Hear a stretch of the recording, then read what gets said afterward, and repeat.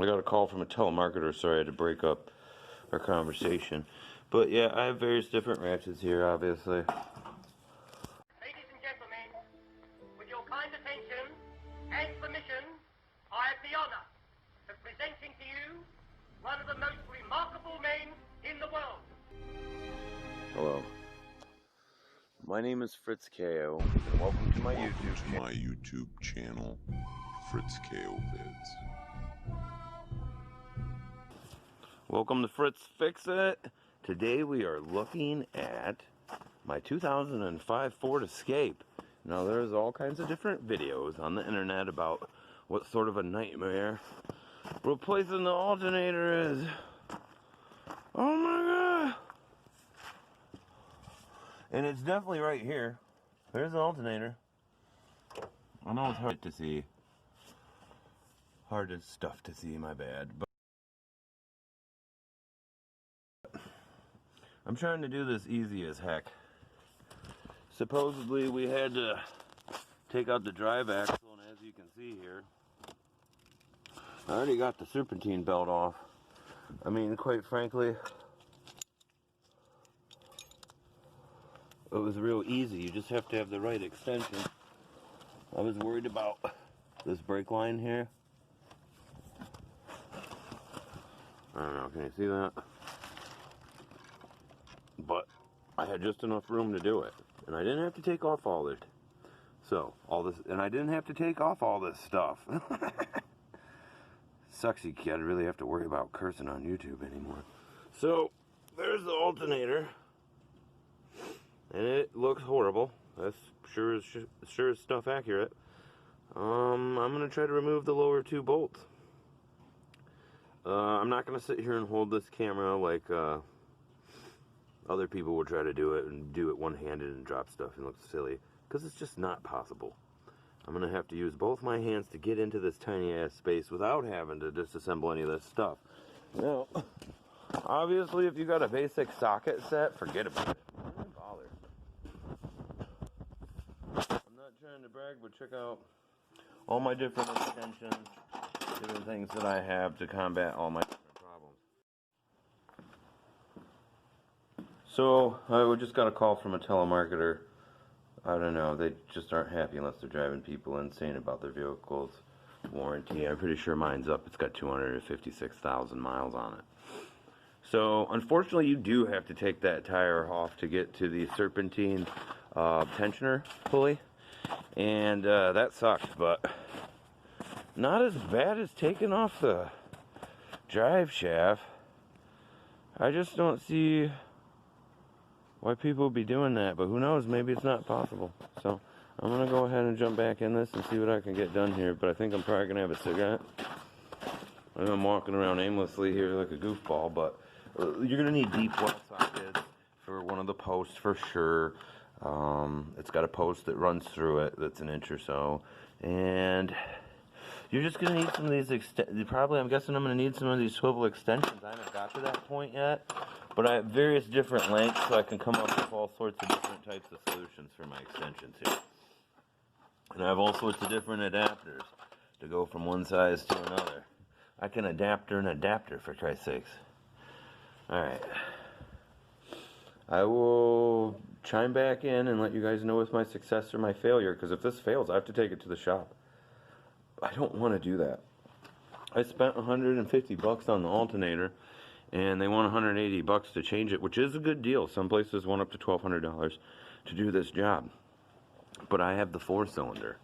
I think the 6-cylinder is a bigger engine, less room, more of a nightmare. It doesn't look like that much of a nightmare for me. Just getting at those two bottom bolts is going to be the hardest part. And now that it's getting dark, that'll make things interesting. But I'm sure you guys can all relate to this, as in we all live in the real world and have to do things in the time that we have allowed. Alright. I'll chime back here in a little bit. Alright, here we are. Battle station set up. Alright, so I took this fan shroud out. It controls the direction of the hot air, I'm assuming, that blows out of the alternator. Never seen that before. Interesting. So, I'm trying to see where the bolts are. Let's turn the flashlight on.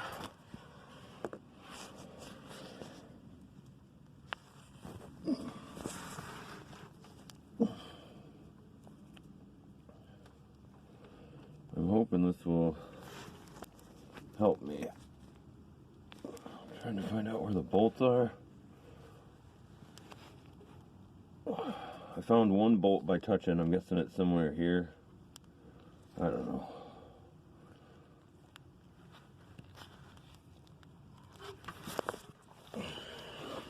Well, I'm gonna play that back for myself just so I can see what the shit. Alright, make sure you hit the like button and subscribe if you want to see more videos like this. Getting the top bolt off. Make sure not to drop this. You will be sad. It's a perfect ledge right here.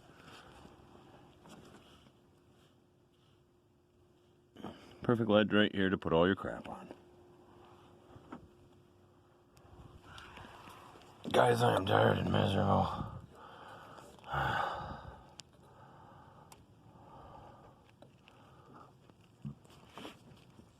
Okay, so we got that top bolt off. We got 2 bolts to get on the bottom. I'm not sure how much fun this is going to be because of this plastic job.